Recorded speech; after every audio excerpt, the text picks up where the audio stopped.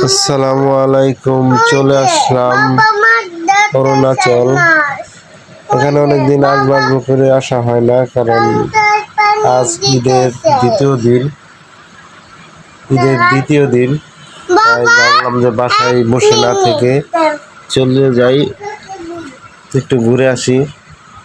তবে পায়ে হেঁটে রাস্তাটুকুই ভালোই লাগছে, কারণ দুই পাশে ঘাস বাগান, মানে পাহাড়ি এলাকার মতো। চতুর্দিকে সবুজ আর সবুজ, আর এগুলা সাইডে গজার বাগান, মানে গজারি কাঠ গাছের বাগান। সবগুলা নতুন পাতা বের হয়েছে, একদম সবুজ দেখা যাচ্ছে, দেখতে অনেক সুন্দর লাগতেছে আমার কাছে। ঠান্ডা লাগছে যার কারণে একটু গলাটা বসে গেছে। তো দেখেন আমাদের পিছনে অনেক লোক, তারা মানে এখন বিকেল টাইম, খালি লোকজন আসতেছে আর আসতেছে, এত পরিমাণ ভিড় আছে। তো এখান দিয়ে পায়ে হেঁটে যেতে হয়, আর যারা বাইক নিয়ে আসে তারা বাইক ওই পর্যন্ত, গেট পর্যন্ত নিয়ে যেতে পারে। তো আস্তে আস্তে প্রায় কাছাকাছি আইসে বসছি।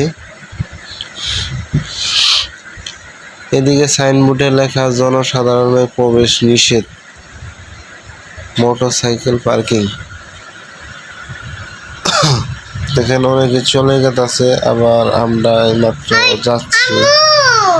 এখন বিকেল টাইম, তাই একটু ভিড় বেশি হবে।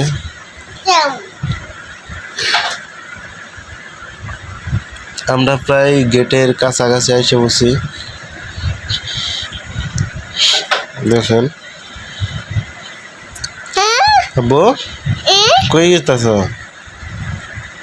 হ্যাঁ, একই জায়গায় অনেক কিছু আছে এখানে। অরুণাচল, এটা মানে মিনি চিড়িয়াখানা, এটাকে মিনি চিড়িয়াখানা বলা হয়। এখানে হরিণ, ভাল্লুক, বানর, সাপ, অজগর সাপ, কুমির, কচ্ছপ, এটা কিছু আছে। তো আমরা আইসা পড়লাম একদম গেটের সামনে। এখন আমরা টিকিট কাটবো। তো টিকিট কাটার জন্য আমি কাউন্টার সামনে গিয়ে টিকিট কেটে নিয়ে আসলাম। দুইটা এমনি টিকিটের মূল্য 20 টাকা, এখন ঈদের সময় নিল 30 টাকা করে, দুইটা 60 টাকা। স্বাগতম। তে আমরা এই যে গেটের ভিতরে প্রবেশ করব।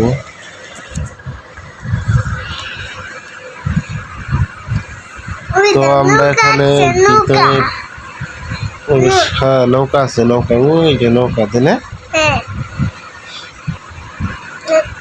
তো আমরা এখন ভিতরে আছি। ভিতরে প্রবেশ করতে প্রথমে দেখা গেল একটি জিরাফ, একটি সিমেন্ট দিয়ে বানানো। ভিতরে আরো জীবজন্তু আছে।